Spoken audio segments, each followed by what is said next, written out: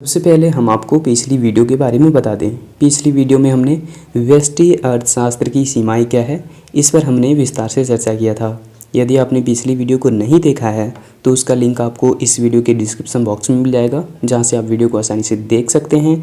इसके अलावा हमने हमारे यूट्यूब चैनल पर क्लास 12 के नाम से एक प्लेलिस्ट भी बना करके रखा है, जहां से आप एक एक करके सारी वीडियो को आसानी से देख सकते हैं, जो अब तक अपलोड कर दिया जा चुका है और आगे भी वीडियो उसी प्लेलिस्ट पर अपलोड कर दिया जाएगा।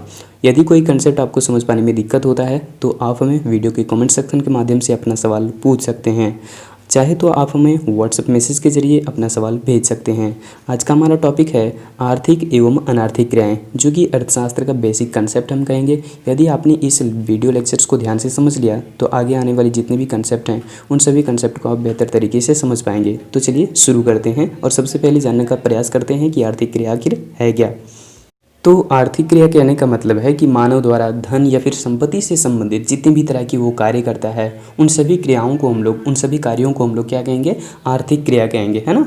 जैसे इन क्रियाओं से व्यक्ति को धन या फिर संपत्ति की प्राप्ति होती है, ठीक उसी प्रकार से व्यक्ति पैसे भी खर्च कर सकता है इस क्रिया के अंतर्गत। ठीक है, तो हम यहाँ पे क्या कहेंगे कि आर्थिक क्रिया वो है जिसमें व्यक्ति को या तो धन या फिर संपत्ति की प्राप्ति होती है या फिर खर्च हो जाते हैं। ठीक है, या फिर जो अभी वर्तमान रूप में हम लोग देख रहे हैं वो पैसे के रूप में देख रहे हैं। धन और संपत्ति जो है वो पैसे के रूप में आ चुका है।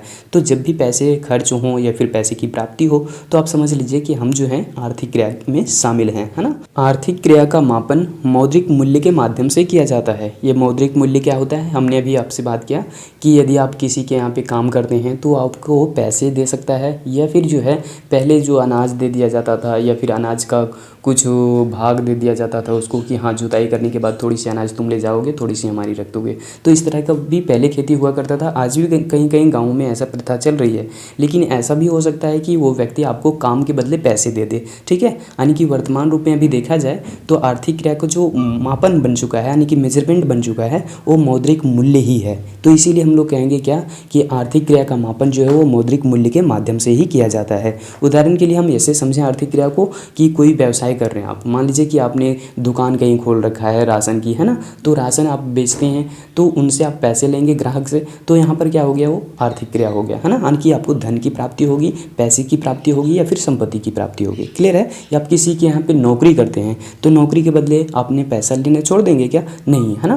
तो नौकरी के बदले आपको पैसे मिलेंगे या फिर कोई धन या फिर संपत्ति मिलेगी, तो वहाँ पर आप क्या कहेंगे कि ये आर्थिक क्रिया आप कर रहे हैं। क्लियर है। अब चलिए हम लोग जानते हैं कि अनार्थिक क्रिया क्या है। तो मानव द्वारा जब सामाजिक, धार्मिक या फिर भावनात्मक आवश्यकताओं की पूर्ति के उद्देश्य से कार्य किए जाते हैं तो हम लोग उसको क्या कहेंगे, अनार्थिक क्रिया कहेंगे। ठीक है, यानी कि उस तरह की जो क्रियाएं होंगी, सामाजिक, धार्मिक या फिर भावनात्मक जो क्रियाएं होंगे, उसको हम अनार्थिक क्रियाओं की श्रेणी में रखते हैं। ठीक है, अनार्थिक क्रिया को गैर आर्थिक क्रिया भी कहा जाता है। ध्यान में रखिएगा, अनार्थिक क्रिया को क्या कहते हैं, गैर आर्थिक क्रिया भी कहते हैं। इन कार्यों से व्यक्ति को धन या फिर संपत्ति की प्राप्ति नहीं होती है, बल्कि उनको आत्मिक संतुष्टि मिलता है, यानी कि सेल्फ सेटिस्फेक्शन जिसे कहते हैं अंग्रेजी में, तो वो आपको मिलता है। जैसे आप मान लीजिए कि आप किसी व्यक्ति की सहायता कर रहे हैं, तो सहायता करने के बदले क्या आप उनसे पैसे मांगेंगे, बिल्कुल नहीं, है ना। तो पैसे तो नहीं मांगे ना, तो इसीलिए हम लोग वहाँ पे क्या कहेंगे कि वो अनार्थिक क्रिया हो गया। आप किसी ज़रूरतमंद को अपना खून जो है दान करते हैं, है ना, अपना रक्त जो है दान करते हैं, ब्लड बैंक में जाकर के आप डोनेट करते हैं, या फिर डायरेक्टली आप उसी व्यक्ति को देने चाहते हैं हॉस्पिटल में, तो इस तरह की जो क्रियाएं हैं उसको हम लोग क्या बोलेंगे, अनार्थिक क्रियाएं। यानी कि इन क्रियाओं से कभी भी व्यक्ति को धन या फिर संपत्ति की प्राप्ति नहीं होती है, बल्कि उस व्यक्ति को आत्मिक संतुष्टि की प्राप्ति होती है। क्लियर हो गया। हम लोग यह देख लेते हैं कि आर्थिक क्रिया और अनार्थिक क्रिया में अंतर किस प्रकार का है। एक साइड में हम लिख रहे हैं आर्थिक क्रिया को और दूसरे साइड में लिखे हैं अनार्थिक क्रिया को। आर्थिक क्रिया जो है वो आपको पता चल गया कि धन और संपत्ति से संबंधित है, जबकि अनार्थिक क्रिया धन और संपत्ति से संबंधित बिल्कुल भी नहीं है। क्या यहाँ पर देखेंगे दूसरे पॉइंट हम लोग, आर्थिक क्रिया का जो मापन है और मौद्रिक मूल्य के माध्यम से किया जाता है, जबकि अनार्थिक क्रिया का मापन मौद्रिक मूल्य के माध्यम से नहीं किया जाना चाहिए, क्योंकि हम किसी व्यक्ति की सहायता करते हैं तो उनसे पैसे तो नहीं लेते ना, उनसे पैसे तो नहीं ले रहे हैं, तो यहाँ पे हम लोग कहेंगे क्या कि उनका मापन जो है मौद्रिक मूल्य के माध्यम से नहीं किया जा रहा है। बिल्कुल क्लियर हो गया होगा। इस तरह से आप ये सारे कंसेप्ट को समझें तो आगे आने वाले जितने भी कंसेप्ट हैं उन सभी कंसेप्ट को आप बेहतर तरीके से समझ पाएंगे, है ना। चलिए अगले पॉइंट पे हम लोग जाते हैं। अगले पॉइंट में क्या कह रहा है कि आर्थिक क्रिया धन एवं संपत्ति की प्राप्ति के लिए किया जाता है। बिल्कुल सही। हम लोग जब किसी की व्यवसाय में जुड़े होते हैं, मान लीजिए कि कृषि हम कर रहे हैं, है ना, कृषि क्षेत्र से हम जुड़े हुए हैं, तो गौ पालन कर रहे हैं या फिर जो हम खेती बाड़ी करते हैं, तो जो भी कुछ हमारा उत्पादन होगा, दूध उत्पादन हो सकता है, या फिर जो हम लोग खेती बाड़ी कर रहे हैं तो कोई अनाज उत्पादन होगा, सब्जी उत्पादन होगा, फल उत्पादन हो सकता है। तो इस तरह के जो उत्पादन हम कर रहे हैं, इसको जब हम लोग बाजार में बेचेंगे या फिर किसी व्यक्ति को बेचेंगे, तो वहाँ पर हम लोगों को पैसे की प्राप्ति होगी, धन की प्राप्ति होगी या फिर संपत्ति की प्राप्ति होगी।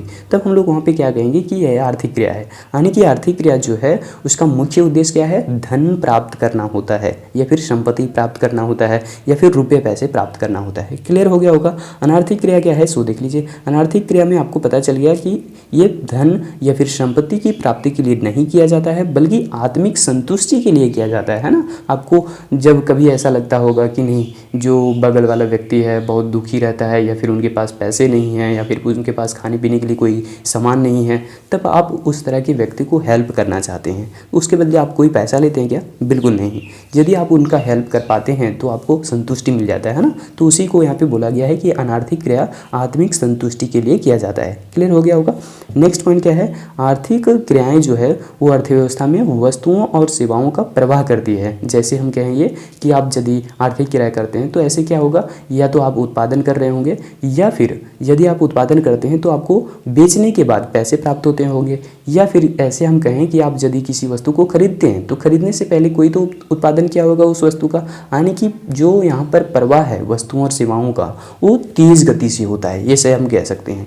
जबकि अनार्थिक क्रिया में जो वस्तुओं और सेवाओं का प्रवाह होता है वो धीमी गति से होता है। इसीलिए हम क्या कह रहे हैं कि गैर आर्थिक क्रियाएं या फिर अनार्थिक क्रियाएं जो है वो अर्थव्यवस्था में वस्तुओं और सेवाओं का प्रवाह को रोकती है। क्लियर हो गया पॉइंट। अगले पॉइंट में क्या कह रहा है, आर्थिक क्रिया की तरफ देखिए। आर्थिक क्रियाएं व्यक्तिगत आय को बढ़ाती है। बिल्कुल सही। आप यदि किसी व्यवसाय से जुड़े हुए हैं तो निश्चित तौर पे आपका जो है इनकम है वो बढ़ेगा ही बढ़ेगा। यहाँ पर घट भी सकता है, लेकिन हम लोग यहाँ पे पॉजिटिव दोनों को लेकर चल रहे हैं, ठीक है। अनार्थिक क्रिया में देखिए, अनार्थिक क्रियाएँ जो है वो व्यक्तिगत आय को घटाती है। बिल्कुल सही। आप यदि किसी व्यक्ति की हेल्प करते हैं तो आपका धन या फिर संपत्ति या फिर पैसे की क्षति जरूर होगी, लेकिन उससे क्या आपको आत्मिक संतुष्टि मिलती है ना, जिससे आप क्या कह रहे हैं, अनार्थिक क्रिया कह रहे हैं। क्लियर हो गया। नेक्स्ट पॉइंट देखिए, आप क्या बोल रहा है कि कोई व्यवसाय करना, कोई नौकरी करना, इन सारी क्रियाओं को हम लोग क्या बोलेंगे, आर्थिक क्रिया बोलेंगे। यानी कि आर्थिक क्रिया का ये बिल्कुल सटीक उदाहरण है। उसी प्रकार से किसी व्यक्ति की सहायता करना या फिर किसी ज़रूरतमंद व्यक्ति को आप रक्तदान किए, है ना, खून दान कर दिए, तो वहाँ पर आप इस तरह की जो क्रियाएं कर रहे हैं ये अनार्थिक क्रिया के अंतर्गत आता है। क्लियर हो गया होगा। सारे पॉइंट करते हैं। ये सारी जानकारी आपको अच्छे से समझ में आ गया होगा। वीडियो यदि पसंद आता है, कंसेप्ट आदि अच्छे से समझ में आ जाता है, तो आप वीडियो को लाइक ज़रूर कीजिए और वीडियो के कमेंट सेक्शन में जाकर के बताइए कि आपके लिए यह वीडियो कितना हेल्पफुल रहा, है ना। सारी वीडियो पर आप इस तरह के कमेंट जब करते हैं तब हमें मोटिवेशन मिलता है, ताकि हम जल्दी से जल्दी एक नई वीडियो लेकर के आएँ। पिछले कुछ दिनों से हम वीडियो अपलोड नहीं कर पा रहे थे। इसकी वजह यह था कि तकनीकी वजह से हम वीडियो को अपलोड नहीं कर पाते हैं कभी कभार, और कभी कभार हम ग्रामीण क्षेत्र में अभी तो बच्चे शोर शराबा करते हैं, जिसकी वजह से रिकॉर्डिंग साफ तरीके से नहीं हो पाती है। तो आप इन सारी समस्याओं को समझिए और बेहतर तरीके से अपनी तैयारी कीजिए। उम्मीद करते हैं हम जल्द ही एक नई वीडियो को लाएंगे और सारी तैयारी आप कर रहे होंगे। जो विद्यार्थी नहीं हैं हमारे चैनल के साथ जुड़ते हैं उनको भी बता दीजिए कि आप वीडियो के माध्यम से सारे नोट्स को तैयार कर लीजिए एग्जामिनेशन से पहले, ताकि हम लोग जो हैं एक लेक्चर्स के माध्यम से सारे कंसेप्ट को समाप्त कर सकें, बेहतर तरीके से समझ सकें। आज की वीडियो में बस इतना ही।